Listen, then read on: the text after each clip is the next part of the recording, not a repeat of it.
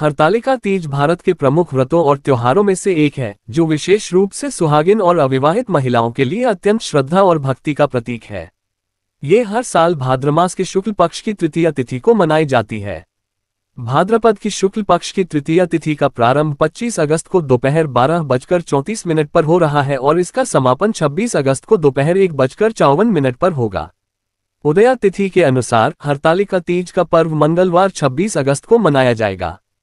हरतालिका शब्द की उत्पत्ति। हरतालिका दो शब्दों से मिलकर बना है। हर का अर्थ है हरण करना और तालिका का अर्थ है सखी।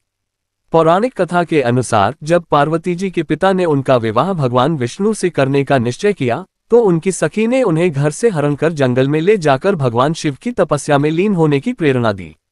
इसी घटना के कारण इस व्रत का नाम हरतालिका तीज पड़ा। व्रत का आध्यात्मिक महत्व। इस तीज पर स्त्रियां निर्जल व्रत रखकर भगवान गणेश एवं शिव पार्वती का पूजन अर्चन करती हैं और सुखद दाम्पत्य जीवन एवं परिवार की खुशियों के लिए मंगल कामना करती हैं। अविवाहित कन्याएं इसे मनचाहे वर की प्राप्ति के लिए और सुहागिन महिलाएं पति की लंबी आयु और दाम्पत्य सौभाग्य की वृद्धि के लिए करती हैं। महिलाएं इस दिन संपूर्ण श्रृंगार करती हैं, सुंदर वस्त्र और आभूषण पहनकर लोकगीत गाती हैं, झूला झूलती हैं और रिश्तों के लगाव के इस पर्व को उमंग और उल्लास से मनाती हैं। दिव्य पूजन विधि। सुबह स्नान के बाद महिलाएं संकल्प लेकर व्रत आरंभ करती हैं। नए शुभ रंगों के वस्त्र धारण कर वे मेहंदी रचाती हैं और श्रृंगार करती हैं। इस दिन शुद्ध मिट्टी से भगवान शिव, माता पार्वती और श्री गणेश की प्रतिमाएं बनाकर उनकी पूजा की जाती है। पूजन सामग्री में रोली, चावल, पुष्प, बेलपत्र, नारियल, दूर्वा और मिठाई अर्पित की जाती है। पूजा करते समय ये कामना की जाती है कि जीवन सदैव शिव पार्वती की तरह प्रेम और सामंजस्य से बंधा रहे। व्रत का पौराणिक कथानक। शिव महापुराण के अनुसार माता पार्वती ने कई जन्मों तक भगवान शिव को पति के रूप में पाने के लिए कठोर तपस्या की। बाल्यावस्था में ही उन्होंने हिमालय पर्वत पर गंगा तट पर अधोमुखी होकर तप करना शुरू कर दिया। वह केवल सूखे पत्तों का सेवन कर कठोर तप में लीन रहती थी। एक बार देवऋषि नारद विष्णु जी के विवाह प्रस्ताव के साथ पार्वती के पिता के पास पहुंचे। जब ये बात पार्वती जी को ज्ञात हुई तो उनकी सखी ने उन्हें वन में जाने की सलाह दी। वहां उन्होंने रेत से शिवलिंग बनाकर भाद्रपद शुक्ल पक्ष की तृतीया को भगवान शिव की आराधना की। अंततः भगवान शिव प्रसन्न होकर प्रकट हुए और पार्वती जी को पत्नी रूप में स्वीकार कर लिया।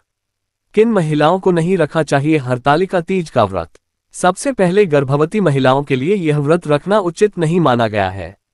इस व्रत में निर्जला उपवास करने की परंपरा है, लेकिन इससे गर्भवती महिला और गर्भस्थ शिशु के स्वास्थ्य पर नकारात्मक असर पड़ सकता है। इसलिए ऐसी स्थिति में महिलाओं को केवल भगवान शिव और पार्वती की पूजा करनी चाहिए।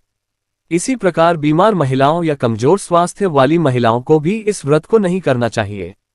लंबे समय तक भूखा प्यासा रहना स्वास्थ्य पर नकारात्मक प्रभाव डाल सकता है।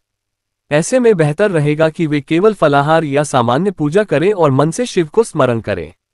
धार्मिक मान्यताओं के अनुसार किसी भी व्रत को करने से पहले शारीरिक सामर्थ्य और स्वास्थ्य का ध्यान रखना जरूरी माना जाता है।